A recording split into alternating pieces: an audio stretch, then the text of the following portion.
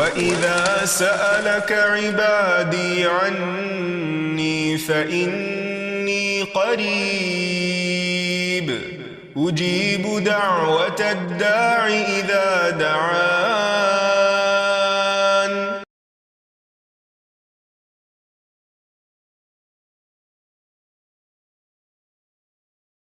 نحمده ونصلي على رسوله الكريم اما بعد فاعوذ بالله من الشيطان الرجيم بسم الله الرحمن الرحيم رب اشرح لي صدري ويسر لي امري واحلل عقدة من لساني يفقهوا قولي. السلام علیکم ورحمۃ اللہ وبرکاتہ. ناظرین، پروگرام دعا کیجیے کے ساتھ آپ کی خدمت میں حاضر ہیں. آج ہم انشاءاللہ جنت کے حصول اور جہنم سے بچنے کی دعاؤں کے بارے میں بات کریں گے. جنت جو دار المومنین ہے اور جہنم جو دار الکفار ہے. اللہ سبحانہ و تعالیٰ نے یہ دو انجام رکھے ہیں اپنے دو قسم کے بندوں کے لیے، کیونکہ نہ وہ دنیا میں برابر ہیں اور نہ وہ آخرت میں برابر ہو سکتے ہیں. لیکن کوئی بھی شخص صرف اپنی کوشش سے جنت میں نہیں پہنچ سکتا جب تک کہ اللہ سبحانہ و تعالیٰ کی رحمت اس کو نہ ڈھانپ لے. تو اس لیے انسان کو ہمیشہ ہمیشہ اللہ تعالیٰ سے جنت کی دعا کرتے رہنا چاہیے اور اس کا حریص بھی رہنا چاہیے اور اس کا شوق انسان کو ہونا چاہیے. اور دعا کے سلسلے میں انسان کبھی بھی جلد بازی سے کام نہ لے. یہ نہ سوچے کہ میں نے بہت دعا کر لی اور میری دعا قبول نہیں ہو رہی. نہیں، دعا یا تو انسان کو فوری فائدہ دیتی ہے اور یا پھر وہ دعا بھی ایک اجر کی صورت میں اس کی آخرت کے لیے اکٹھی کر دی جاتی ہے. تو اللہ سبحانہ و تعالیٰ کی رحمتوں سے ہمیشہ پر امید رہیں اور اس کی رحمت کا سوال کرتے رہیں، کیونکہ جنت کے بارے میں اللہ تعالیٰ نے فرمایا کہ انتی رحمتی، تو میری رحمت ہے، تیرے ذریعے جس کو چاہوں گا میں اپنی رحمت سے نوازوں گا. تو اللہ تعالیٰ کی رحمت مانگتے رہیں اور پھر اللہ سبحانہ وتعالیٰ کی تعریف بھی کرتے رہیں. سبحان اللہ والحمد للہ ولا الہ الا اللہ واللہ اکبر ولا حول ولا قوة الا باللہ العلی العظیم. اور پھر درود شریف، اللہم صلی علی محمد وعلی آل محمد کما صلیت علی ابراہیم وعلی آل ابراہیم انک حمید مجید. اللہم بارک علی محمد وعلی آل محمد کما بارکت علی ابراہیم وعلی آل ابراہیم انک حمید مجید. تو اللہ تعالیٰ سے دعا ہے کہ وہ ہمیں اپنی رحمت سے نوازے. تو جہاں تک جنت اور جہنم کا تعلق ہے تو ہم کچھ باتیں جہنم کی ڈسکرپشن یا جہنم کی تفصیل کے بارے میں کریں گے اور کچھ جنت کے بارے میں، اور پھر آخر میں انشاءاللہ دعائیں. تو سب سے پہلی بات تو یہ ہے کہ جہنم بہت ہی بدترین مقام ہے، بدترین گڑھا ہے. رسول اللہ صلی اللہ علیہ وسلم نے فرمایا، قیامت کے دن جہنم میں اس آدمی کو لایا جائے گا جو اہل دنیا میں سے بہت نعمتوں والا تھا، بہت نعمتوں والا تھا. اس کو جہنم میں ایک غوطہ دیا جائے گا، پھر اس سے کہا جائے گا کہ اے ابن آدم، کیا تو نے کبھی کوئی بھلائی بھی دیکھی تھی؟ کیا تجھ پر کبھی کوئی نعمت بھی گزری تھی؟ وہ کہے گا، اے میرے رب، اللہ کی قسم نہیں. یعنی وہ ایسی جگہ ہے کہ جس کا ایک منظر ہی انسان کو دنیا بھر کی نعمتیں بھلا دے گا. اس کی آگ دنیا کی آگ سے 69 گنا زیادہ ہے، یعنی دنیا کی آگ جہنم کی آگ کا 70واں حصہ ہے. ابو ہریرہ رضی اللہ عنہ سے مروی ہے کہ رسول اللہ صلی اللہ علیہ وسلم نے فرمایا، تمہاری دنیا کی آگ جہنم کی آگ کے مقابلے میں 70واں حصہ ہے. کسی نے پوچھا، یا رسول اللہ، یہ ہماری دنیا کی آگ ہی کافی تھی، یعنی یہ بھی جلا دینے والی ہے، بھسم کر دینے والی ہے؟ آپ نے فرمایا، وہ آگ 69 یعنی 69 ٹائمز زیادہ کر دی گئی اس دنیا کی آگ پر. تمام اجزاء کی گرمی اس کی گرمی کے مثل ہے. یعنی دنیا کی آگ کا جو ایک حصہ ہے تو ہر حصہ یعنی 69 حصے میں سے ہر حصہ اتنا گرم ہے، اور ان سب کو اگر جمع کر دیا جائے تو پھر شدت کا کیا عالم ہوگا. اسی وجہ سے جہنمیوں کے جسم اس کے اندر پھول جائیں گے، ابل جائیں گے. نبی صلی اللہ علیہ وسلم نے فرمایا کہ کافر کے دونوں شانوں کے درمیان تیز چلنے والے کے لیے 3 دن کی مسافت کا فاصلہ ہوگا. یعنی وہ اتنا موٹا ہو جائے گا انسان جہنم میں کہ ایک کندھے سے لے کے دوسرے کندھے تک 3 دن تک کوئی چلتا رہے اور تیز چلتا رہے تو وہ پہنچے گا. یعنی اور دیکھیے دنیا میں انسان کا وزن تھوڑا سا بھی بڑھ جائے تو اپنی جان سے بیزار ہو جاتا ہے. تو جہنم کی سزا بھگتنے کے لیے کتنی سخت مصیبت کا اس کو سامنا کرنا ہوگا. اور پھر یہ کہ جہنمی خون کے آنسو روئیں گے. رسول اللہ صلی اللہ علیہ وسلم نے فرمایا جہنمی اتنا روئیں گے کہ اگر ان کے آنسوؤں میں کشتیاں چلائی جائیں تو وہ چل پڑیں، اور بے شک وہ پانی کے آنسوؤں کی جگہ خون کے آنسو روئیں گے. پھر اسی طرح ان کا کھانا پینا زقوم کا ہوگا. اور زقوم کیا ہے کہ جس کا صرف ایک قطرہ اگر زمین پر پھینک دیا جائے تو پوری زمین کی ہر چیز تلخ ہو کر رہ جائے، ہر چیز کڑوی ہو جائے. تو سوچئے کہ پھر جس کا کھانا ہی زقوم ہو اس کے ذائقے کا کیا عالم ہوگا. پھر ایسا پانی پینے کو دیا جائے گا کہ جو آنتیں کاٹ ڈالے گا. سورۃ محمد میں آتا ہے وَسُقُوا مَاءً حَمِيمًا فَقَطَّعَ أَمْعَاءَهُمْ، اور انہیں پینے کو کھولتا ہوا پانی دیا جائے گا جو ان کی آنتیں بھی کاٹ کر رکھ دے گا. اہل جہنم کے لیے آگ کا اوڑھنا بچھونا ہوگا. لَهُم مِّن فَوْقِهِمْ ظُلَلٌ مِّنَ النَّارِ وَمِن تَحْتِهِمْ ظُلَلٌ، ان کے اوپر بھی آگ کے سائبان ہوں گے اور ان کے نیچے بھی سائبان ہوں گے. سب سے ہلکا عذاب اس شخص کو دیا جائے گا جس کے پاؤں میں آگ کے جوتے ہوں گے اور اس کا دماغ اس طرح ابل رہا ہوگا جیسے ہنڈیا ابلتی ہے. پھر اسی طرح جہنم میں انتہائی زہریلے سانپ اور بچھو ہوں گے. جہاں تک بچھوؤں کا تعلق ہے تو حدیث میں آتا ہے کہ ان کے دانت کھجور کے درختوں کے برابر ہوں گے جس سے وہ بندوں کو ڈسیں گے اور کاٹیں گے. اس کے برعکس جنت، تو جنت کا حسن کسی آنکھ نے دیکھا نہیں، کسی کان نے سنا نہیں، اور اس کی خوبصورتی کے بارے میں کوئی دماغ تصور بھی نہیں کر سکتا. اور جنت کا ایک چکر دنیا کے سارے غم بھلا دے گا. نبی صلی اللہ علیہ وسلم نے فرمایا قیامت کے دن اہل جنت میں سے اس آدمی کو پیش کیا جائے گا جسے دنیا میں لوگوں میں سے سب سے زیادہ تکلیفیں آئی ہوں گی. یعنی دنیا میں وہ سخت پریشان رہا ہوگا. پھر اسے جنت کا صرف ایک غوطہ دے کر پوچھا جائے گا کہ اے ابن آدم، کیا تو نے کبھی کوئی تکلیف بھی دیکھی؟ کیا تجھ پر کبھی کوئی سختی بھی گزری؟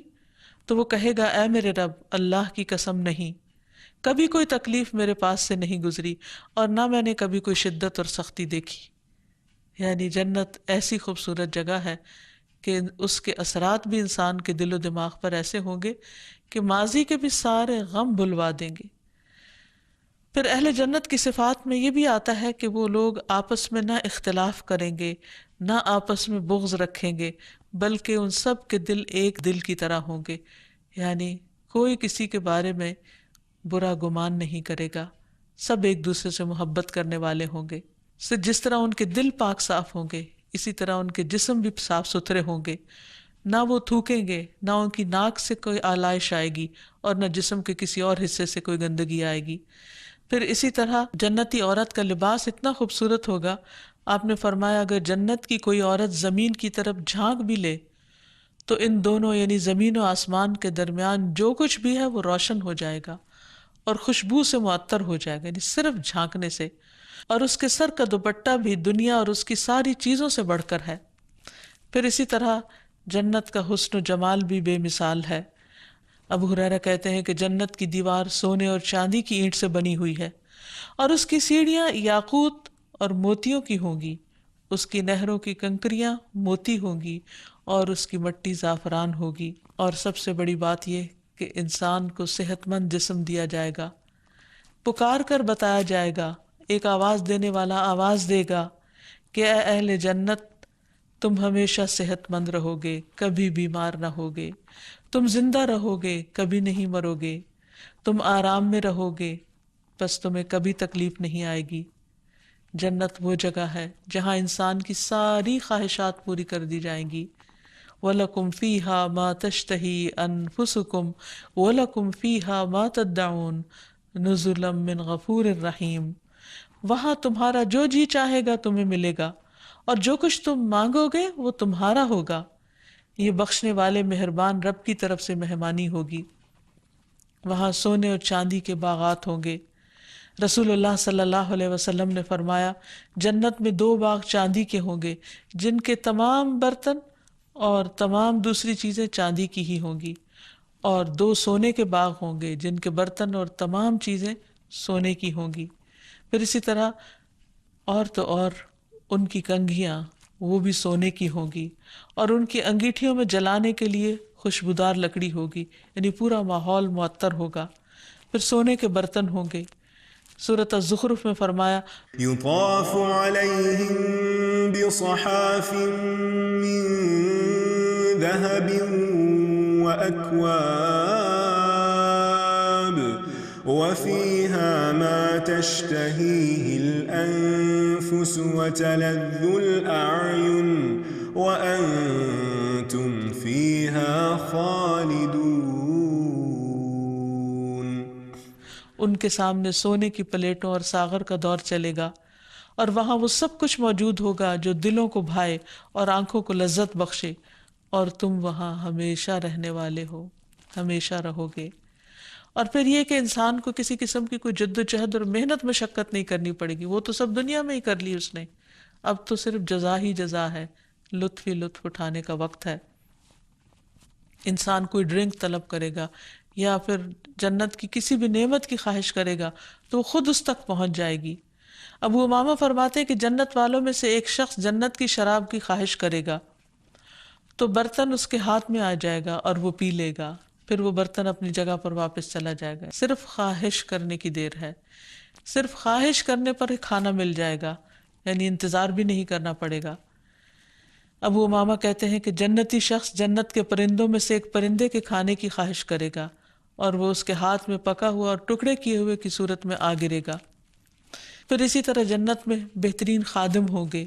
کم درجے والے جنتی کے خادموں کی تعداد 1000 ہوگی، جس کے بارے میں آتا ہے کہ بیک وقت وہ بھاگ دوڑ کر رہے ہوں گے، اور ہر ایک ایسے کام میں لگا ہوگا کہ جس میں دوسرا نہیں لگا ہوگا۔ پھر عبداللہ بن عمرو نے یہ آیت تلاوت کی اذا رأیتہم حسبتہم لؤلؤا منثورا، جب آپ انہیں دیکھیں گے تو انہیں بکھرے ہوئے موتی خیال کریں گے، یعنی دور سے دیکھیں تو یوں جیسے موتی کی لڑی ٹوٹ کر بکھر گئی ہو، یعنی اتنا خوبصورت منظر پیش کر رہے ہوں گے۔ اور پھر انسان جو جی چاہے گا کھائے گا، اور کھانے کے بعد اس کو کسی قسم کی کوئی تکلیف لاحق نہیں ہوگی۔ اس لیے انسان کو اس جگہ کے لیے کوشش کرنی چاہیے جس کی بہاریں لازوال ہیں۔ تو جنت و جہنم کی اس تفصیل کے جاننے کے بعد ہمارے لیے لازم ہے کہ ہم ان کاموں سے اجتناب کریں جو جہنم میں لے جانے والے ہیں، اور ان کاموں کا شوق رکھیں اور انہیں کر بھی لیں جو جنت کی طرف لے جانے والے ہیں۔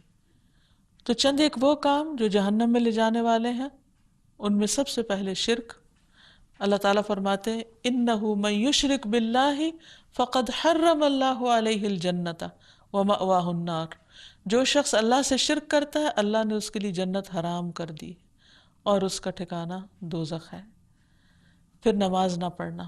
جہنم والوں سے پوچھا جائے گا مَا سَلَكَكُمْ فِي سَقَرَ قَالُوا لَمْ نَكُ مِنَ الْمُصَلِّينَ، اہل جہنم سے جب پوچھا جائے گا کہ تمہیں کیا چیز دوزخ میں لے گئی، وہ کہیں گے ہم نماز ادا نہیں کیا کرتے تھے۔ پھر زکوٰۃ کا نہ دینا۔ رسول اللہ صلی اللہ علیہ وسلم نے فرمایا زکوٰۃ روکنے والا قیامت کے دن آگ میں ہوگا۔ پھر نبی صلی اللہ علیہ وسلم کے بارے میں جھوٹی حدیثیں بیان کرنا۔ آپ نے فرمایا جس نے مجھ پر جھوٹ باندھا، مجھ سے جھوٹی بات روایت کی، وہ جہنم میں ہوگا۔ پھر گناہوں کو حقیر سمجھنا کہ کوئی بات نہیں۔ آپ نے فرمایا معمولی گناہوں سے بھی اپنے آپ کو بچاؤ کیونکہ اللہ کے ہاں ان کی بھی تفتیش ہو سکتی ہے۔ پھر غیبت کرنا۔ رسول اللہ صلی اللہ علیہ وسلم نے فرمایا جب مجھے معراج کرائی گئی تو میں ایک قوم سے گزرا کہ ان کے ناخن تانبے کے تھے اور ان ناخنوں سے وہ اپنے چہرے اور سینے کے گوشت کو نوچ رہے تھے، کھرچ رہے تھے، تو کس قدر بدنما بھیانک شکلیں بن گئی ہوں گی۔ تو میں نے کہا کہ اے جبرائیل یہ کون لوگ ہیں؟ آپ نے فرمایا یہ وہ لوگ ہیں جو دنیا میں دوسروں کا گوشت کھاتے تھے، یعنی ان کی عزتوں کے پیچھے پڑ جاتے تھے۔ پھر اسی طرح لعنت اور ناشکری کرنا۔ نبی صلی اللہ علیہ وسلم نے فرمایا اے عورتوں کی جماعت صدقہ کرو کیونکہ میں نے جہنم میں زیادہ تم کو دیکھا ہے۔ انہوں نے کہا یا رسول اللہ صلی اللہ علیہ وسلم ایسا کیوں؟ آپ نے فرمایا تم لان تان بہت کرتی ہو اور شوہر کی ناشکری کرتی ہو۔ پھر اسی طرح غلط کمائی سے صلہ رحمی کرنا۔ پھر 3 دن سے زیادہ ناراض رہنا، یعنی کسی مسلمان بھائی کو چھوڑنا 3 دن سے زیادہ جائز نہیں۔ اگر بول چال اس طرح بند کر دی اور اسی حالت میں انسان مر گیا تو جہنم میں جائے گا۔ پھر اسی طرح جانوروں پر ظلم کرنا، پھر تکبر کرنا، گفتگو میں بد احتیاطی کرنا، جھوٹ بولنا۔ اس کے برعکس جو چیزیں جنت میں لے جانے والی ان میں سب سے پہلے کلمہ توحید لا الہ الا اللہ، یعنی اللہ سبحانہ و تعالیٰ کو ایک ماننا، نبی صلی اللہ علیہ وسلم کی اطاعت کرنا، کیونکہ آپ نے فرمایا من اطاعنی دخل الجنہ، جو میری اطاعت کرے گا وہ جنت میں داخل ہوگا۔ پھر بنیادی عبادات کی پابندی کرنا۔ آپ صلی اللہ علیہ وسلم نے فرمایا جو شخص اللہ اور اس کے رسول پر ایمان لائے اور نماز قائم کرے اور رمضان کے روزے رکھے تو اللہ پر حق ہے کہ وہ اسے جنت میں داخل کر دے۔ پھر اس طرح رشتوں کو جوڑنا۔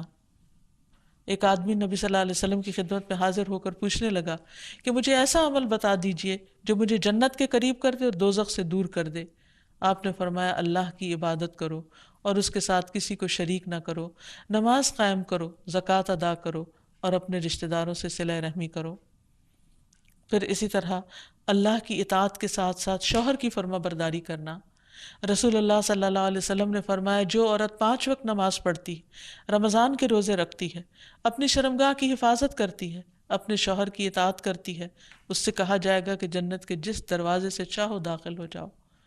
پھر اسی طرح اچھا بولنا، کھانا کھلانا، سلام کو عام کرنا۔ ہانی بن یزید کہتے ہیں کہ میں نے کہا اللہ کے رسول صلی اللہ علیہ وسلم کون سی چیز جنت کو واجب کرتی ہے؟ آپ نے فرمایا تم عمدہ کلام اور کھانا کھلانے کو لازم پکڑو، اور ایک روایت میں ہے اور سلام پھیلانے کو لازم پکڑو۔ پھر اسی طرح مریض کی عیادت کرنا، کسی سے اللہ کی خاطر ملاقات کرنے کے لیے جانا۔ جب ایک انسان اپنے کسی بھائی کی عیادت کے لیے ملاقات کے لیے نکلتا ہے تو فرشتہ اعلان کرتا ہے تم بھی پاک ہو، تمہارا جینا بھی پاک ہے اور تم نے جنت میں گھر بنا لیا۔ پھر اسی طرح سچائی اختیار کرنا، راستے سے تکلیف دہ چیز کو ہٹا دینا، اللہ تعالیٰ کے 99 ناموں کو محفوظ رکھنا، یہ تمام چیزیں انسان کو جنت میں داخل کرنے والی ہیں۔ پھر اسی طرح رسول اللہ صلی اللہ علیہ وسلم نے جہنم سے پناہ مانگنے کا حکم دیا تھا۔ آپ نے فرمایا اللہ سے جہنم کے عذاب کی پناہ مانگا کرو کہ اللہ تعالیٰ اس سے محفوظ رکھے۔ رسول اللہ صلی اللہ علیہ وسلم نے فرمایا جو شخص 3 مرتبہ جہنم سے پناہ مانگ لے تو جہنم خود کہتی ہے اے اللہ اس بندے کو مجھ سے بچا لے۔ پھر قرآنی دعاؤں میں سے سب سے پہلے ربنا اننا آمنا فاغفر لنا ذنوبنا وقنا عذاب النار، اے ہمارے رب بے شک ہم ایمان لے آئے لہٰذا ہمارے گناہ بخش دے اور ہمیں آگ کے عذاب سے بچا لے۔ ایک اور دعا ہے ربنا اصرف عنا عذاب جہنم ان عذابها کان غراما انها ساءت مستقرا ومقاما، اے ہمارے رب ہمیں جہنم کے عذاب سے بچائے رکھنا کیونکہ اس کا عذاب ٹلنے والا نہیں، بے شک وہ بری ٹھہرنے کی جگہ اور اقامت کی جگہ ہے۔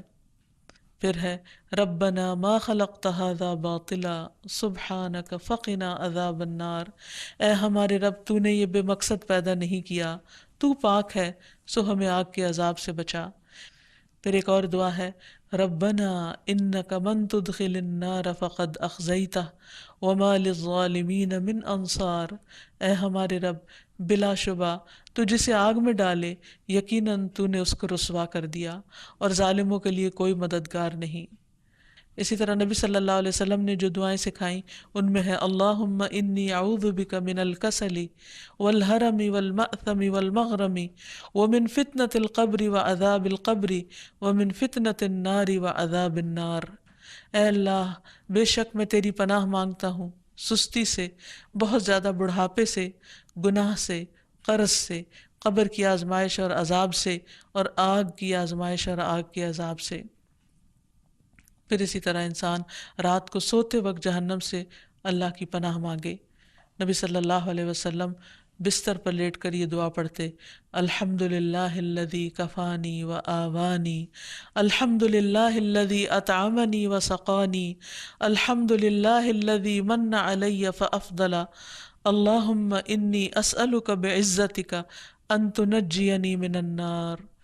ساری تعریف اللہ کے لیے جس نے میری کفایت کی اور مجھے ٹھکانہ دیا، ساری تعریف اس اللہ کے لیے ہے جس نے مجھے کھلایا اور پلایا، اور ساری تعریف اس اللہ کی ہے جس نے مجھ پر مہربانی کی اور احسان کیا۔ اے اللہ، میں تجھ سے تیری عزت کے واسطے سے سوال کرتا ہوں کہ تو مجھے آگ سے نجات دے۔ اسی طرح جنت کے حصول کے لیے بھی دعائیں مانگنی چاہیے، اور جو شخص 3 بار جنت کے لیے دعا کرتا ہے تو جنت پکارتی ہے، خود کہتی ہے کہ اے اللہ اس کو مجھ میں داخل کر۔ پھر جب جنت مانگے تو انسان جنت الفردوس مانگے، جیسا کہ حدیث میں آتا ہے۔ آپ نے فرمایا جنت کے 100 درجے ہیں، ہر 2 درجوں کے درمیان اتنا فاصلہ جیسے زمین و آسمان کا فاصلہ، اور فردوس اس کا اعلیٰ ترین درجہ ہے، اس سے 4 نہریں نکلتی ہیں اور اس کے اوپر عرش ہے۔ جب بھی تم اللہ سے سوال کرو تو جنت الفردوس کا کرو۔ پھر جنت کے حصول کے لیے قرآنی دعا ہے جو حضرت آسیہ نے مانگی تھی، رب ابن لی عندک بیتا فی الجنہ، اے میرے رب میرے لیے اپنے پاس جنت میں گھر بنا دے۔ پھر نبی صلی اللہ علیہ وسلم کی دعاؤں میں سے ہے اللہم انی اسألک الجنۃ واعوذ بک من النار، اے اللہ میں تجھ سے جنت کا سوال کرتا ہوں اور جہنم سے پناہ مانگتا ہوں۔ پھر جنت میں نبی صلی اللہ علیہ وسلم کی رفاقت مانگنا، اللہم انی اسألک ایمانا لا یرتد ونعیما لا ینفد ومرافقۃ محمد فی اعلی جنت الخلد، اے اللہ میں آپ سے ایسے ایمان کا سوال کرتا ہوں جس میں کبھی ارتداد نہ آئے، یعنی اس سے کبھی نہ پھروں، ایسی نعمتوں کا سوال کرتا ہوں جو کبھی ختم نہ ہوں، اور ہمیشہ کی جنت کے بلند حصے میں محمد صلی اللہ علیہ وسلم کی رفاقت کا سوال کرتا ہوں، اور اللہ سے جنت کے قریب لے جانے والے قول اور عمل کا بھی سوال کرنا چاہیے۔ اللہم انی اسألک الجنۃ وما قرب الیہا من قول او عمل واعوذ بک من النار وما قرب الیہا من قول او عمل، اے اللہ میں تجھ سے جنت کا سوال کرتا ہوں اور ہر اس قول اور عمل کی توفیق کا سوال کرتا ہوں جو اس سے قریب کر دے، اور میں جہنم سے تیری پناہ میں آتا ہوں اور ہر اس قول اور عمل سے پناہ مانگتا ہوں جو جہنم سے قریب کر دے۔ یا رب العالمین تو ہم سب کو اپنی رحمت سے جنت میں داخل فرما اور جہنم سے محفوظ رکھ۔ وآخر دعوانا ان الحمد للہ رب العالمین۔ السلام علیکم ورحمۃ اللہ وبرکاتہ۔ ولم أكن بدعائك رب شقيا